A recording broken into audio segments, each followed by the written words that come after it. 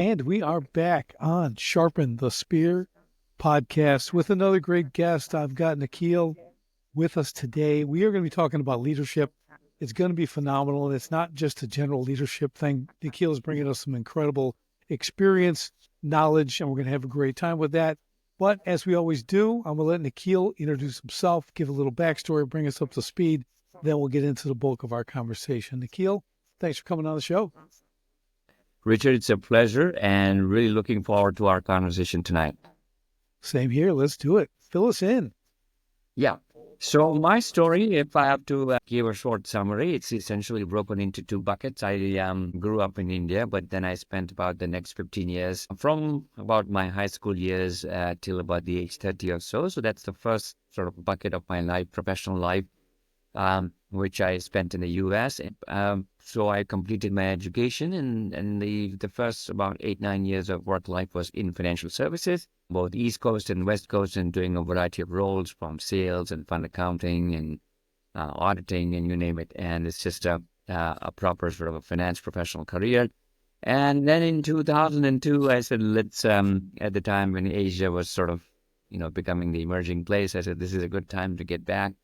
And I said, look, I will do just about anything, but I will run as far away as I can from teaching, training, consulting. But, sometimes, as the old saying goes, life is what happens to you when you're busy planning what to do with it, which is to say that, the very thing that you resist becomes sort of your calling. And so what ended up happening, Richard, is that I ended up dabbling my hand into academia for a little bit, but I got a very good consulting opportunity with a firm where I was onboarded, where I learned about leadership and leadership consulting. And so we built leadership solutions for leaders across Asia and across the globe. And so this was perhaps the best chapter where I think any little bit that I can kind of give you some insights today is from that innings. And essentially, it took me to more than 30 countries. I learned how companies grapple with issues when they're trying to build a bench of leaders, whether you think about, young leaders grooming to be middle managers and middle managers trying to be groomed for senior leadership position. What goes into it? What do they look for? What are successful leaders all about, right? What do they do? How do they attract talent? And so these are some of the things that we can talk about. And so that part of my innings was there till about 2018. I finished my career. I was traveling a lot. I was given a much larger position, but I for family reasons, I kind of went on my own, and then had a chance to finish some of my bucket list, which was giving a TED Talk, writing a book, and doing a podcast. So I do one on Gen Z. But I'm really excited, and let's talk about leadership, and hopefully we can bring some insights in your world and maybe our listeners together today. So looking forward to it. Yeah, that's fantastic, Nikhil. So let's talk about this, because leadership is such a broad topic. Right now, you named some categories which I love, and there's whether it's Gen Z or, like you said, middle management to upper management, things like that. I used to think, way back in the day, especially my first 20 years of my first business, that I was a leader. I used to think I was a leader. I don't know if I was a leader. I got things done. I don't lead how I used to. Before it was do what I tell you or you're gone. That was my leadership mentality. I did stuff. I was kind of out front. I did all that, and I would just, to me, it was gain the respect of my people by doing work. Okay, so I'd be out doing it, making things happen, building things, show them I can do that, plus reel in this, plus sell. And it was more of me. It was like, look, I can do everything, so respect me as a leader and just do what I tell you. So I'll tell you, I've learned quite a bit since then, even the last 15 years on that. So I'd love to touch on, just in the beginning here, some basic qualities. Are there kind of universal qualities to leadership, or is this going to be just depends on the situation and the person, and what does that actually look like? Is that even a valid question? No, you're asking, I think, a very good question, Richard, and which is often, and perhaps there is a theory in the leadership sort of literature, if you will, which again, I don't wish to bore our listeners with sort of more academic stuff, but it says that there is kind of a trait theory which says that, if you have a certain traits in you, which could be, let's say, And, the list could be, whatever that we want. It could be, let's say, confidence and the ability to communicate and the ability to make good decisions and quick decisions and how to use intuition. If you can just demonstrate that, that's a leader. Now, some people are just gifted. Some people have that. We've seen it. And therefore, can we say that, is it because of that, or have they grown, like you were sharing your experience? Most of us, as we pass through stages of life, we kind of realize that, okay, I was a very efficient manager. Was I efficient? I was a good leader. And I think there's a big debate about, can a good leader be a good manager, and what's the distinction between that? So there is lots of literature, in my view, which talks about, in different schools of literature, about, servant leadership and authentic leadership and, whatnot. So I think if you Google, there's so much on it. But in my understanding, or if I have to distill down, I would say that a leader is not a noun, it's a verb, which is to say that a leader doesn't become a leader because he has a certain title, because he has a certain name, because he's got a certain position. It is a verb, which means that, he's what he or she's doing, right? He's becoming a leader, she's becoming a leader because he served the community, he served his employees, he served the clients, right? And how do you do that, right? And we've all known stories where, companies are extremely profitable, but maybe there is a very toxic culture inside. And so do we admire that company because they're profitable, but how are they getting there? And, very stressful environment. And so what's the leadership about that, right? So I think there are several lenses to this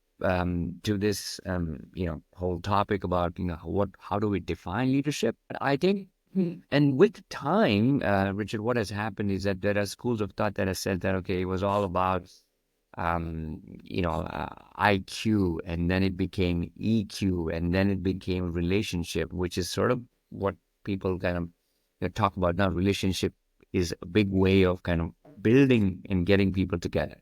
So one is, me as an individual, that's one part of looking at leader. And the other is the broader definition of leadership, which is the collective, right? How do we, as a group, as a unit, make things happen, right? And so we hear things like the leadership of that company is very good. So that's not one person. That's a bench of some vice presidents. That's a group of some senior vice presidents who all carry certain values, who all carry certain, ways of looking at things and developing young talent and so on. So anyway, I'll pause here, but I will only say that leadership, let me just say, leadership is not a noun, it's a verb. It's more about how you do what you do and how people see you defines, that term leader versus the title or, where you are in the hierarchy. Right. Yeah. And that makes total sense to me because I'm a doer by nature. I do things, right? So like I said, I'll go out and do it. I'll teach, I'll show them how, I'll do all this kind of stuff. So, and I agree with you there for sure. Absolute 100%. It's a verb. I think that the complexities begin when things grow and you're leading more people, right? So I think, and I mean, correct me if I'm wrong, or maybe add to this, what you see is I can run 3 or 4 people I can lead. Okay. So I got 3 or 4 people on a team. Great. Well, now I got 10. Then you got 15. Then you got 30. And this one you're talking about, it's a team because for me, I think the really good leaders make more leaders. So I think that's one of their qualities. They can create new leaders because they've got, if we're going to grow, we're going to expand, we're going to scale, we have to be able to have other people. One person isn't running 1,000 people. Yeah. That's total disconnect, right? It's just impossible. So I really like that aspect of it. And I think if you could touch on that a little bit too, just the leaders building leaders as you scale, or if your intention is to scale a business, let's say bring this in here, we're starting with one person and we're going to go to 150. Maybe that's the goal. Well, see, 150 is a lot of people to lead, okay, and lead well. So it probably comes down to a company culture, right, which is kind of a cliquey thing to say, but really is it a vision-driven business? How is this? How do they actually create the culture and the purpose for these people to work?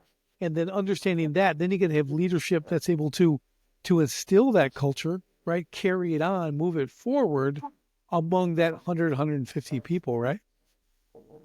Yeah, Richard, you said it so well, and you hit the nail on the head, which is that good leaders build more leaders, and the culture plays the pivotal role, right? So I'll give you a quick short story. We had a client where, this is a large conglomerate in India. They've got offices in 30 countries, a top name, top brand. And every year they have these chairman awards where, the chairman of the company, which is basically the family which owns the company, and, they're the fourth generation now. And so they recognize the businesses, they recognize individual leaders. And so in one particular instance, there's a business where a boss recommends his name as why the project succeeded. And in his very team, the subordinate or his direct report also recommends his name, saying that it's because of me. Now, when they look at that, okay, there are two entries coming from the same group. What should we do? And so, as you can guess, the HR intervened or the business leader intervened to say that, you know what? The boss's name should go out. It's time for this young person to shine. And this doesn't mean that the boss hadn't done a good job. In fact, they let the subordinate shine, but they sent a message to the boss as well that, look, we're very happy that you're creating people who could kind of replace you. And you don't need to be nervous about that. You don't need to be insecure about that. The fact that you built a bench that more people can take your job, it simply means that you're ready to do something bigger. And you're ready to do something much larger, right? And I think most leaders today, Richard, or in most companies, unless you have that culture, I think people don't, kind of open themselves up and buy in this philosophy. I've equally seen the opposite of this example, wherein, in a large Big Four kind of a company, and they hold on to, their chair, they hold on to information they don't want to share because they're saying that, you know what, I did my time to get to this place, and now if I help this young rookie or this young person, he can outdo me. So there is sort of this, who's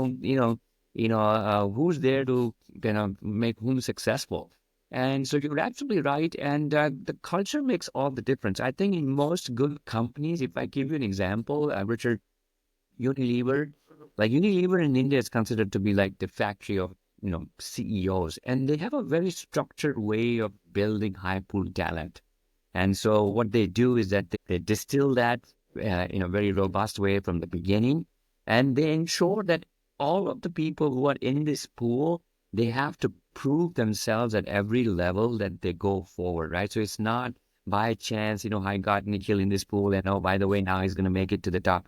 Nikhil has to prove next year and the next year and the next year, and so you're not there. So there is the pressure for them to perform, but it's also driven with the intent that they're growing as an individual. The moment you don't perform, the moment you don't, in their school of thought, like if you cannot lead teams in different cultures, you're not ready to be a global leader. So I could be fantastic leading a team here in India, but if I have to lead a team in Europe, or let's say US, or let's say some young Gen Zs in America, if I cannot do that, I have to build that skill. And therefore, what they say is that it's very tightly managed, but the people who are in that, they also know what it took to come to that. So naturally, they kind of bring talent with them. You're right. Culture has a big say. And I will also say that all the leaders that we have admired in our lives, let's look back. You can look back at your career, Richard. I can look at my career. Some of my best bosses were the bosses who wanted me to succeed.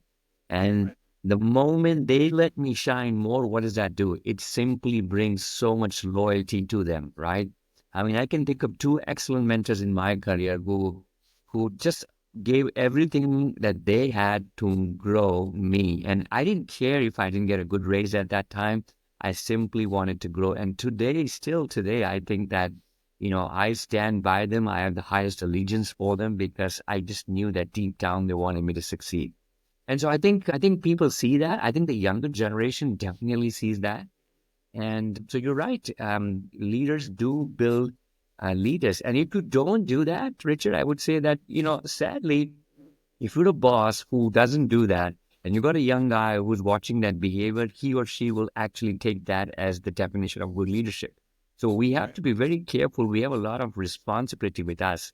And I say this especially for all our listeners, if they're young and then emerging and growing, be very careful of what you do and how you do and what happens, because people underneath you are watching.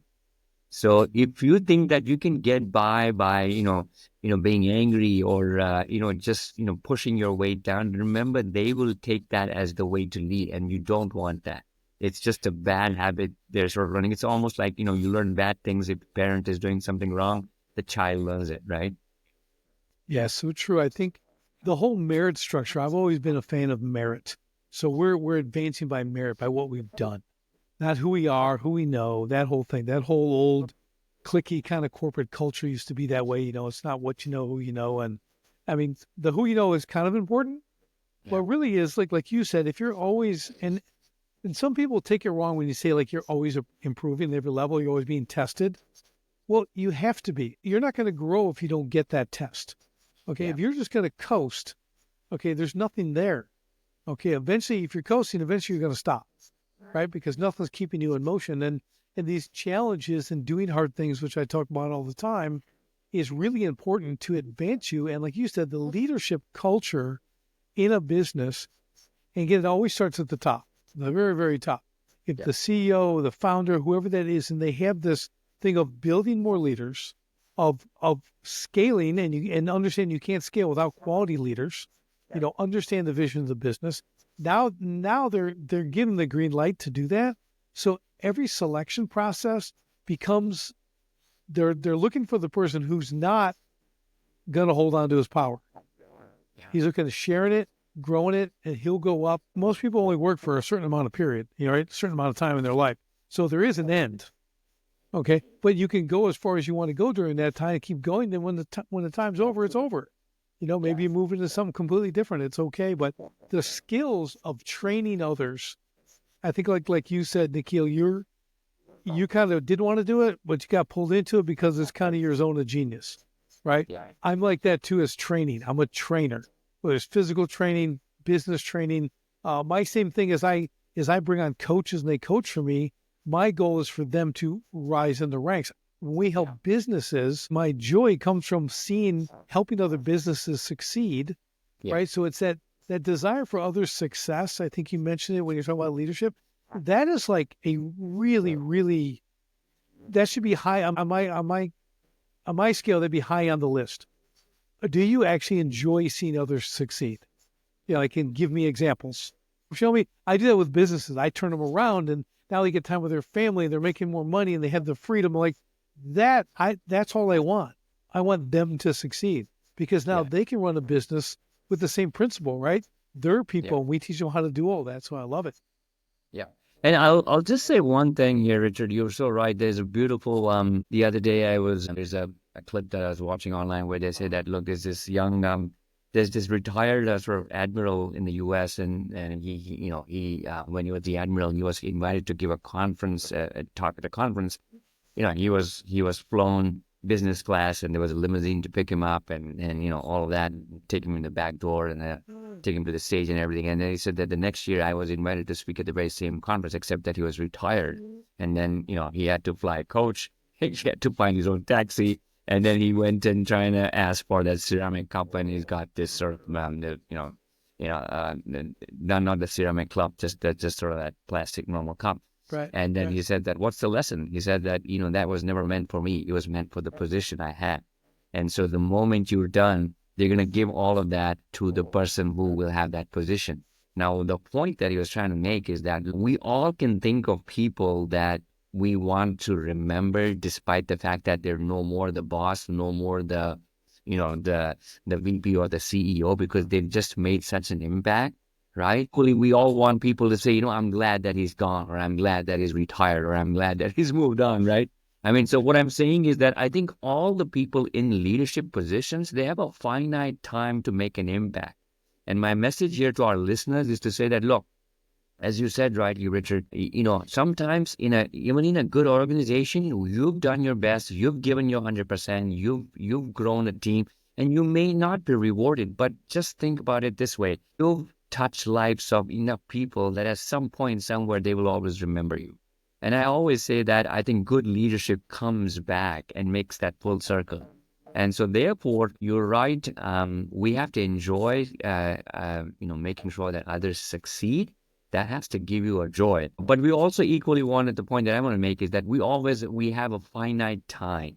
So if I'm in a leadership kind of a ladder that I'm running or I'm going to go up, if I'm in my 30s, I've got about 30 more years. So, I don't have to wait to become a CEO. I have to start impacting my team at 30, then 35, then 40, then 45, and, till whatever time that I decide to kind of, run on this treadmill.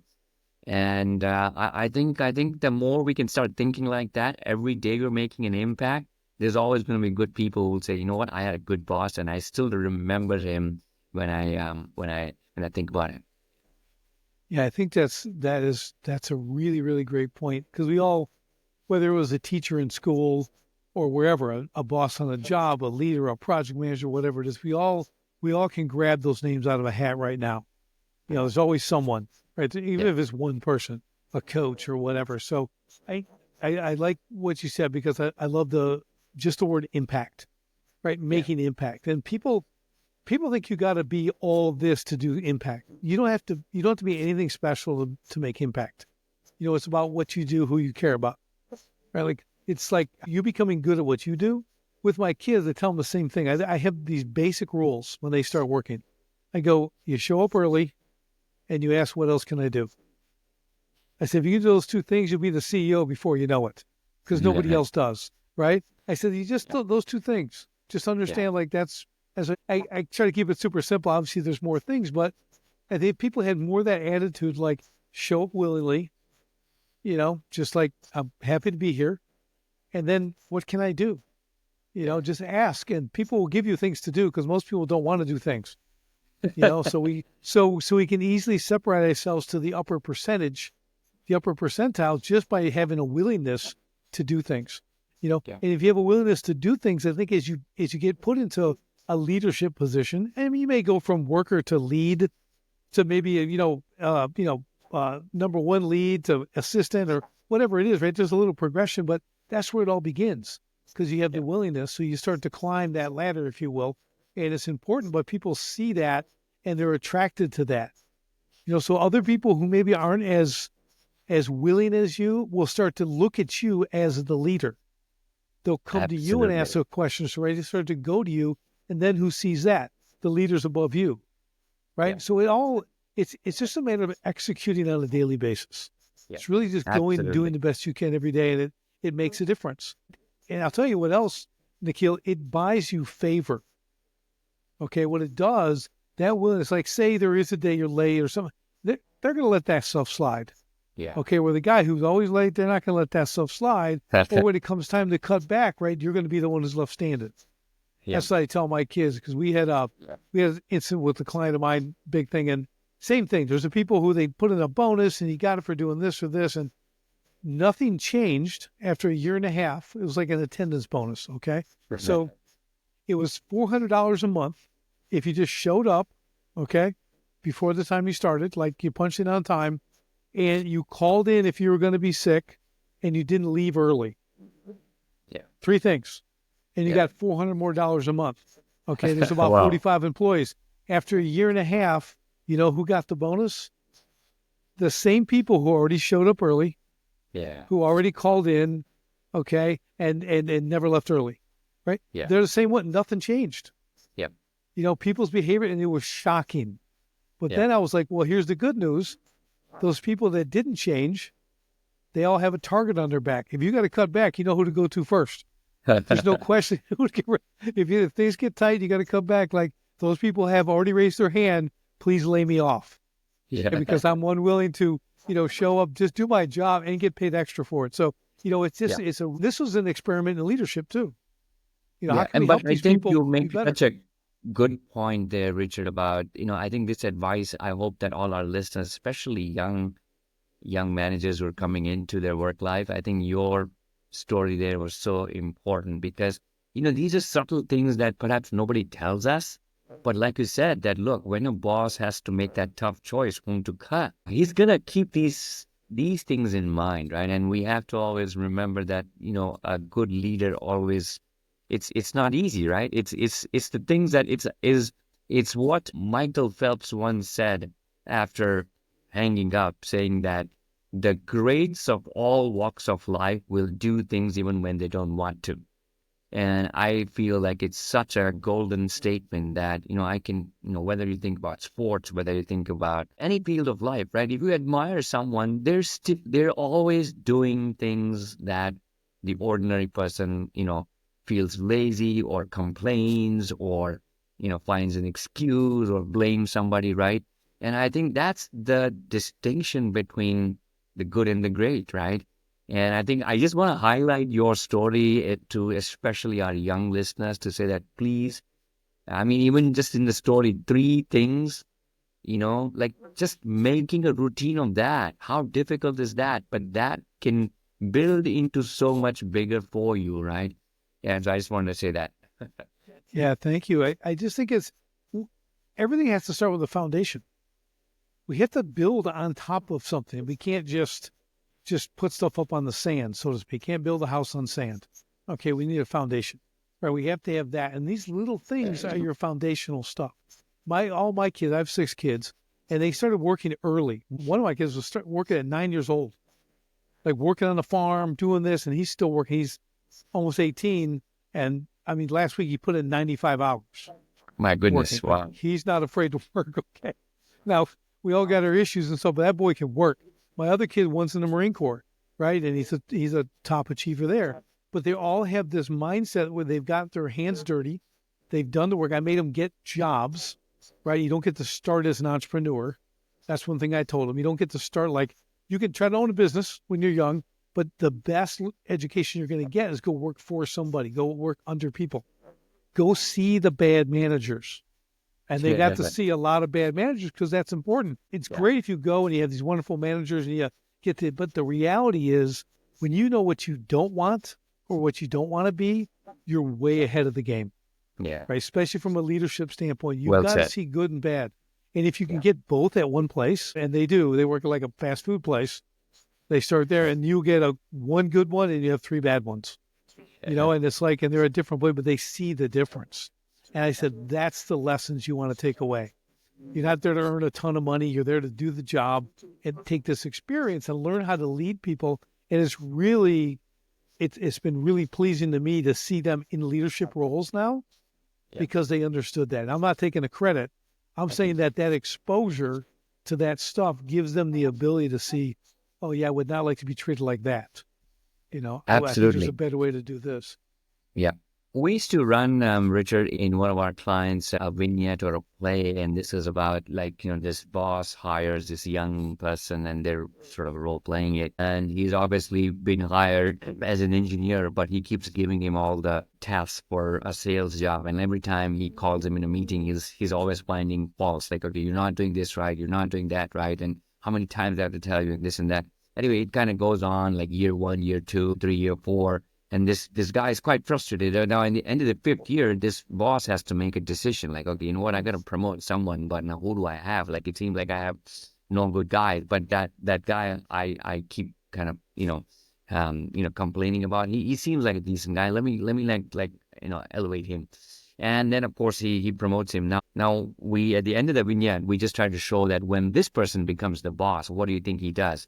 He does the same thing that his boss, which is that he starts finding faults in everybody that he's working with. Oh, you're not good at this, you're not good at that. So leadership is a learned behavior. And I think you make such an excellent point that, whether it's our children, whether it's some consulting assignment, whoever it is, like, if we don't be careful of how we carry ourselves, we don't know the amount of damage or the impact that we're making. And as a young person, the Gen Z generation see it, and they see it very quickly. And they're not even shy in telling us that sometimes. Well, yeah, and that's another part of it. And so I think you're right. When you see that, you know what not to do. And that's just as important. Yeah, I like I said, I think it's brought a lot of fruit, to my children's lives and how they're able to advance and do things. But I really like the point that, and I think I'll drive this home just like you said, whatever you expose yourself to, this includes your friends, right? We always talk about the circle, the 5 closest people in your circle. Whatever they're doing, you reflect that. You're making the same money, same kind of job, same everything, right? So, and I tell my kids this all the time because they kind of make fun of me because I don't have a huge friend circle. Well, Dan's got no friends. you I and I go, are saying that. yeah. So it's like I go, no, I have the right friends. No, I don't have a Yeah, lot of friends. I have the right friends, and they're very few, but they're I call them my trench buddies. The guys who always yeah, have my back, guys to go to war with, right? I tell yeah, them all the time, you have to understand who you're hanging out with, and they've got to again go through it. They've hung out with the not so great kids that are no longer their friends because they realized this doesn't. And I don't mean it's a self-centered thing. How can I sure. advance? What I mean is you want other people on the same mission as you Yeah, with like my absolutely. ideas, like that. That's what you want. And when you get into a workplace, like you're saying that we can, I want you to talk about this because you're kind of really good at the Gen Z stuff here too. You're kind of dug into that a lot, but they see it rapidly. Like you said, they see it quickly, but it's how do you adjust to that? Is it walk Yeah, away? Is this, so let's talk about that a little bit. Nikhil, tell me about they get into place and maybe the money's good, right? Maybe they're making yeah, some, the best so far and this, but everything else is like misery, right? Because it's all the things we just talked about. What, dig into that a little bit and what all that looks like. yeah. No, look, Richard, it's such an excellent question, and I can, talk quite long on this. But I think to kind of keep it straight, which is that, the Gen Z generation has seen a lot. I think as there's the term that there's a midlife crisis. There's often a term called the quarter life crisis, which means that here's a generation which has seen, pandemic, they're seeing the Me Too movement, they're seeing fake news, they're seeing AI, they're seeing climate crisis. So they're seeing a lot. They're born into the internet. They're seeing a war. I mean, so there's a lot that they've seen, and they're also, what they're seeing is driving their values. So they're very passionate about the earth. They're very passionate about sustainability, and so on. But unlike to come to your point, unlike the other generations, so let's say someone like in our age, or let's say a boomer generation or Generation X, we were much more, how should I say, almost comfortable receiving. We didn't have a notion of a bad boss. I mean, I think we were happy to just go to work, and we were told that, hey, like put your head down, do your time, and there you go. But I think the Gen Y and the Gen Z generation grew up in a different context, more jobs, more opportunities. I think the whole idea of toxic culture, which was happening, was getting exposed more. It is getting exposed more now, right? And so I think the notion of a bad boss maybe didn't even exist for, people like in the Boomer and the Gen X, because they were just, they valued a good brand, a good loyalty, hierarchy. They respected hierarchy, and they kind of went about it. Now, in this generation, they want frequent feedback. They want to be involved. They want to be engaged, right? And so the moment you're not doing any of this, or they're not getting it right, they're giving you the feedback. And like you rightly said, I have known, Richard, in some of the top B schools here where, kids have joined an investment bank, kids have joined like a top consulting company because there's the peer pressure of, hey, who got the highest salary? And 2 years later, they're out like quitting because they're now doing and running their own NGO, or they're wanting to take a time off, because I think all the talk about culture trumps the paycheck is something that they have to experience firsthand, right? I think there is a time and age in which we can say that, I can tolerate a bad boss for maybe 2-3 years because, I need the money, or I'm going to kind of grind it out. But if you were to ask you and me, and, they say, hey, I'm going to, give you 5x of what you're making, but you're going to have this horrible boss and you will have this horrible culture, no say, nothing, just go down. We're going to not go. We're not going to sign up for it, right? I think most common sensical people will say, no, I don't want this. And so I think a lot of this they have to experience firsthand. And as you rightly said in your own example, right, when they see the bad, they know what not to do.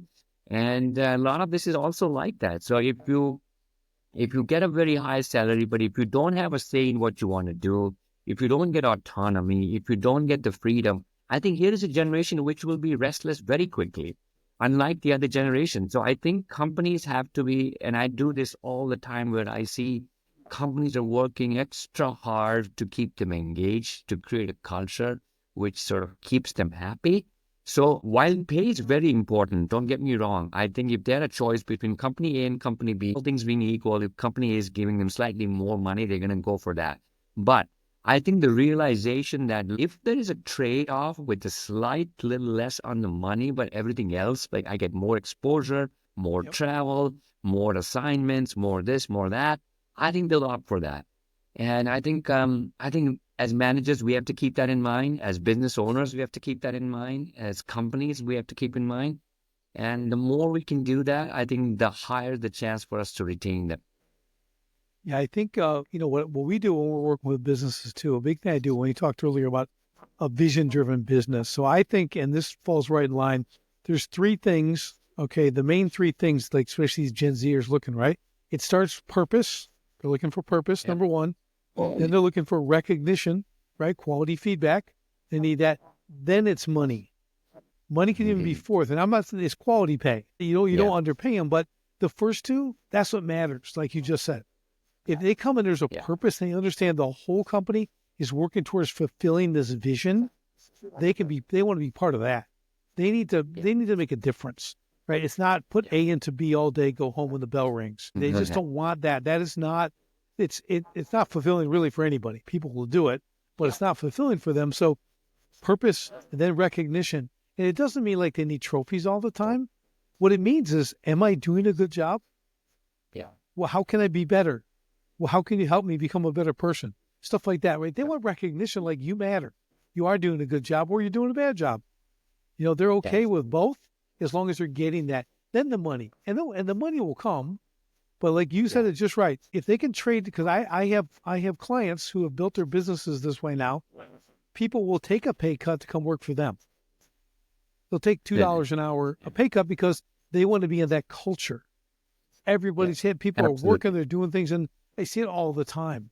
And it changes. Yeah. And when we roll out a new vision for the company, you can't believe the emotion in the room when people read this vision that we write. They're like, "This is what I'm talking about."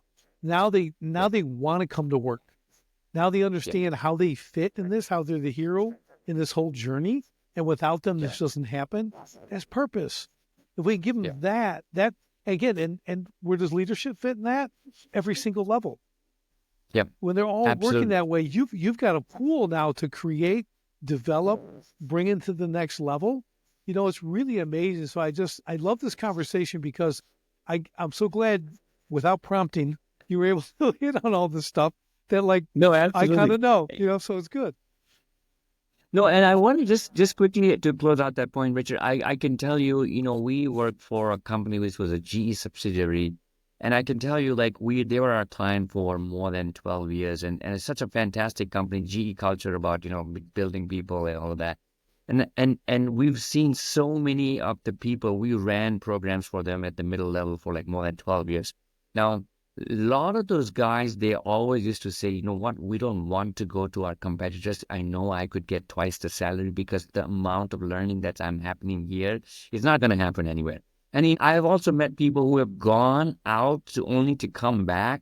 Okay. And I think to your point about feedback, I would totally agree. I have seen companies now, Richard, who have done away with the classic, okay, we're going to sit down 6 months and do your review. We're going to sit down at the end of the year, do a review. I think that's done. I mean, that may be still there on paper, but for the most part, managers are now told that, look, you got to give them real-time feedback. You got to give feedback on project. You got to do a debrief. You got to do a check-in. You got to do a feed-forward conversation.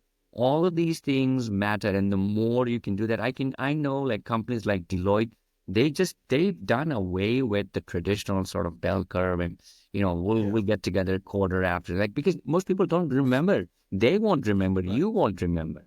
And there's this guy called Daniel Pink. He's written a book called The Drive. And what he says in that book is that there are two sets of factors that bring employees in. There's an explicit and implicit. The explicit is all about, I got a brand, I got a title, I got the perks, I got the location, blah, blah, blah. If there's a wish list of 10, and let's say if I got 8 out of the 10, most people are happy. But if you got the 8 out of the 10, but if you don't have any freedom, if you're not growing, if you don't have purpose, if you're not getting psychological safety, people will leave.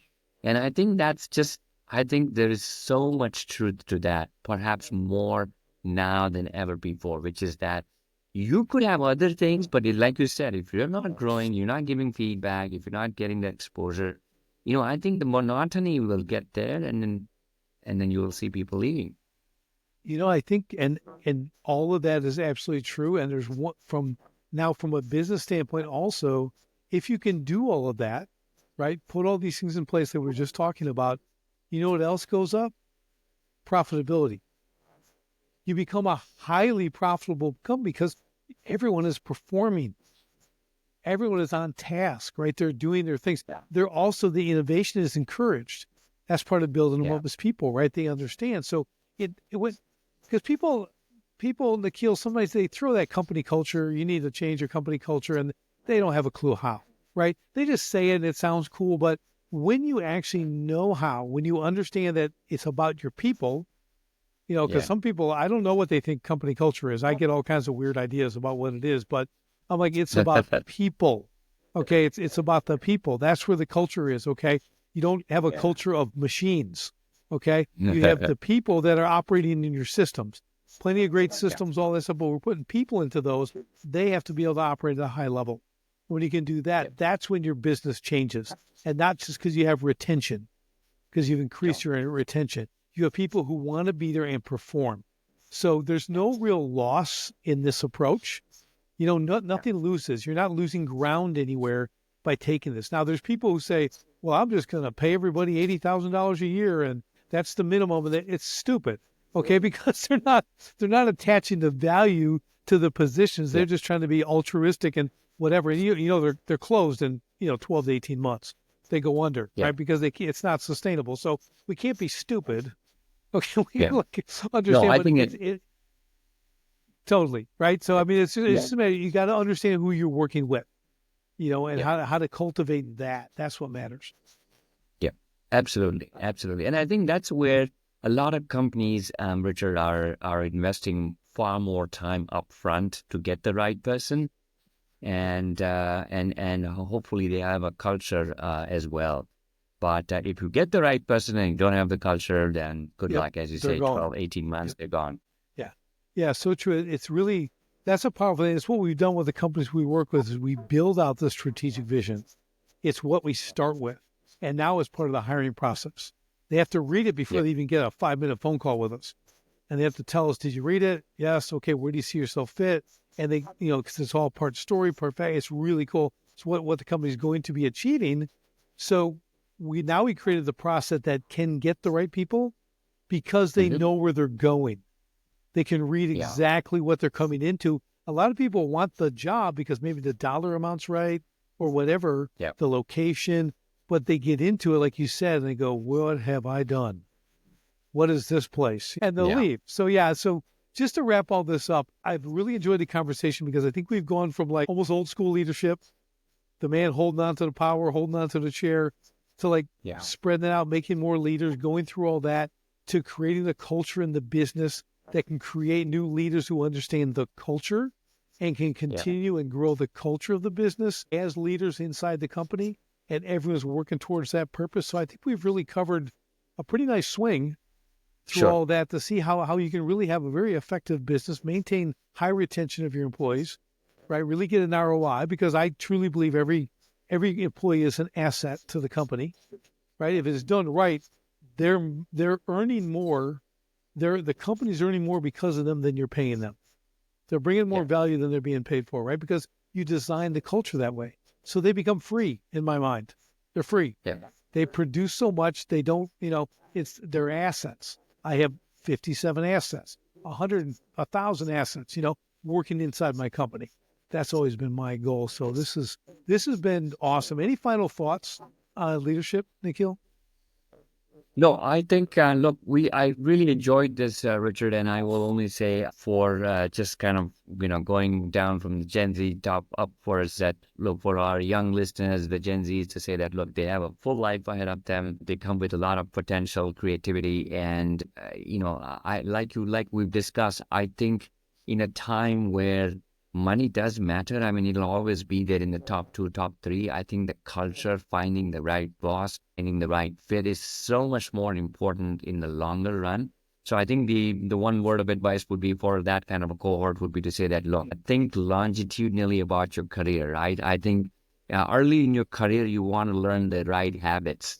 And therefore, if you get a good mentor, hold on to that person. Like be with him for as long as you can. Because someday when you become a leader, you will kind of give back what you've learned and you will know what was good and bad.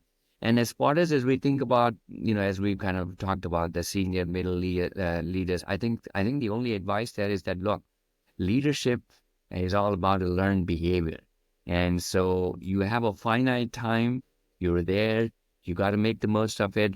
Yeah, everyone wants a certain perk and a title and, a fancy car and whatnot. I mean, I think they're all good to have. No one can take that away. But at the end of the day, you will be always only remembered for the amount of people that you've touched their lives, right? And I do this exercise called the River of Life, in which I say that, okay, tell me the people who have impacted you in your life. And I always say that, as you said, Richard, at the beginning, that, it could be a teacher, it could be a brother, it could be your sister, it could be a neighbor, for example. Sometimes people who have impacted us most are not people who may have PhDs or who may have, built large businesses. They've just told us the right thing at the right time and in the right way, and they've inspired us. And I always say that for those who are with a title, I say that you have so much more going for you. So make the most of it. Make sure that, the money, the perks and all of that will always be there. But what won't be there is that when you're done, you want the people to say that, you know what, I had that one excellent boss called Richard. And boy, among my career of 40 years, I can think of two good guys. Rich was one and someone else was another one, right? And that takes a lot of hard work. So do the hard thing, but it will be a reward. You will feel satisfied and you will succeed. I love it. I love it. Okay. Well, how can people get in touch? You got books. They can follow you, websites. Just give us the goods. I'll put them all in the show notes, of course. But how can people get in touch with you, follow you? Sure. No problem. I think the easiest way, Richard, for us, for anyone to get in touch is LinkedIn. You can look me up LinkedIn. The first name Nikhil, last name Raval. You can just see, I think a lot of my work is done in the Gen Z space. So if you have a curiosity for that young group, you can check out a book that I've written. It's called Target Gen Z, available on Amazon and the most platforms. And then also a podcast that I run just to help the young managers and everything in their lives. And there is also a website, but I think, the LinkedIn is the easiest way because there you'll get information about everything else for me, the talks that I've given and all of that.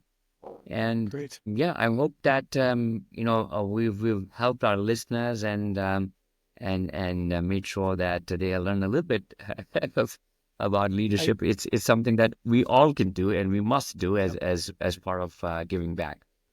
Yeah, I think it's been great. For sure, guys, if you're looking at the Gen Z thing is a really important word because we're always looking for the future. Okay, we all get it. We all age. As a matter of fact, today is my birthday. I'm another year older today.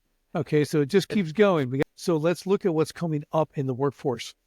What are they looking for? What do they need? We just talked a lot about it. You can get a ton of information on that from Nikhil here. So check out his LinkedIn page. And again, Nikhil, pleasure having you on. Great conversation. And for my listeners, we'll be back again for another great guest and topic. Thanks for joining. Thank you, Richard.